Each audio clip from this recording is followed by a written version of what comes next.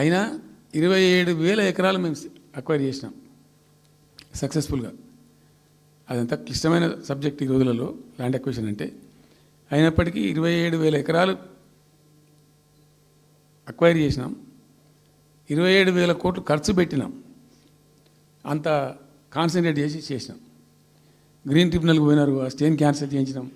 అనేక రకాల అడ్డంకులు కల్పించే ప్రయత్నాలు ఎన్ని చేసినా వాటన్నిటిని అధిగమిస్తూ ఆ ప్రాజెక్టును ముందుకు తీసుకొని పోయినాం. అయితే ఈ పంపులన్నీ ఇన్స్టాలేషన్ అయిపోతుంది, బ్రహ్మాండంగా ఉంది. సరే, ఇంతగా అది మా గవర్నమెంట్ మారింది. సహజం, రాజకీయాల్లో గెలుపులు ఉంటాయి, ఓటములు ఉంటాయి, ప్రభుత్వాల మార్పిళ్ళు ఉంటాయి, జరుగుతాయి. కానీ ఎంత తెలుగు తక్కువ దద్దమ్మ ప్రభుత్వం వచ్చినా, నెక్స్ట్ సక్సెసివ్ గవర్నమెంట్ ఎవరు వచ్చినా రాష్ట్ర ప్రయోజనం కదా ఒక ప్రాజెక్ట్ అంటే. ప్రజలకు నీళ్ళు వచ్చేది కదా, ప్రజలు బ్రతికేది కదా, దాన్ని కొనసాగిస్తారు. ఇప్పుడు ఒక్క తట్టెడు మట్టి కూడా తీయలేదండి. మా గవర్నమెంట్ పోయిన తర్వాత పాలమూరు ఎత్తిపోతల పథకంలో ఒక తట్టెడు మట్టి కనీసం నేను తీయలే. మరి దాన్ని ఎందుకు అబాండన్ చేసినరో, దాని వెనకేం ఉద్దేశం ఉందో, ఇంత నిష్క్రియాపరత్వం ఏంది, ఇంత దారుణమైంది. 2 నెట్ సంవత్సరాలు గడిచిపోయినాయి. ఇప్పుడు మేము గమనిస్తున్నాం. మధ్యలో ఏమైంది, కేంద్ర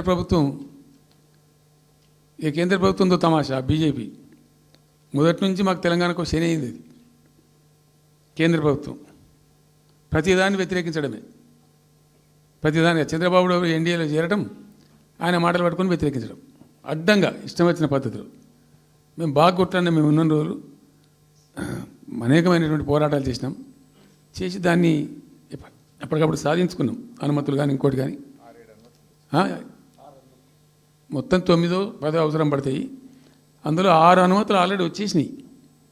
మెయిన్ ఎన్విరాన్మెంట్ అసెస్మెంట్ కమిటీది అదే మెయిన్ అసలు ప్రాజెక్టుకు లైఫ్ లైన్. దాని మొత్తం అనుమతులు వచ్చేసినాయి. దాని తర్వాత మిగిలిన అనుమతులన్నీ లాంఛనమే, ఇక ఇచ్చేయాల్సిందే. అది ఇచ్చిందంటే అటువంటి అతి ముఖ్యమైనటువంటి అనుమతి కూడా తెచ్చినాం. అన్నీ తెచ్చినాం.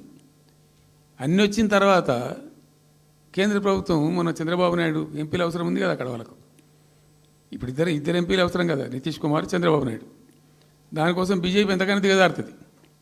ఆడ ప్రభుత్వం నిలబెట్టుకోవాలి కాబట్టి ఎంతకైనా దిగజారి ఆయన మాట పట్టుకొని డిపిఆర్ను వాపసు పంపించారండి. మేము ఉన్న రోజులు రాలే డిపిఆర్ వాపసు. అనుమతులు తెచ్చిన ఉల్టా మేము. ఇంకా డిపిఆర్ వాపసు వస్తే భూమి ఆకాశం ఒకటి చేయాలా రాష్ట్ర ప్రభుత్వం. ఎంత లొల్లి చేయాలా, ఎంత హడావుడి చేయాలా. ఆల్ పార్టీ డెలిగేషన్ తీసుకుపోవాలి. అవసరం వస్తే మేము వడ్లు కొనకపోతే పోయి ఢిల్లీలో ధర్నా చేసినామండి. మేము అప్పుడు మా గవర్నమెంట్ ఉన్నప్పుడు రైతులు పండించిన పంట కొనకపోతే యావత్తు ఎమ్మెల్యేలు, క్యాబినెట్ అందరం పోయి ఢిల్లీలో ధర్నా చేసి కేంద్ర ప్రభుత్వం మెడలు వంచినాం. మేము 80 లక్షల టన్నులు మనకి తీసుకుంటామనేటువంటి ఒప్పందం మీద సంతకం చేయించుకొని వచ్చినాం. వడ్లు కొనిపించినాం ఎఫ్సిఐతోని. మామూలు వడ్లు కొనకపోతేనే మేము అంత అడావుడి చేసిపోయినాము. కానీ ఒక ఇంత పెద్ద ప్రధానమైన 3 జిల్లాలకు సంబంధించిన ప్రాజెక్టు డిపిఆర్ వాపసు పంపిస్తే వీళ్ళు కుయ్యలేదు, కుట్టుకోలేదు, వాళ్ళకి చెప్పని కూడా చెప్పలేదు. తెలియదు ఎవరికి బయట.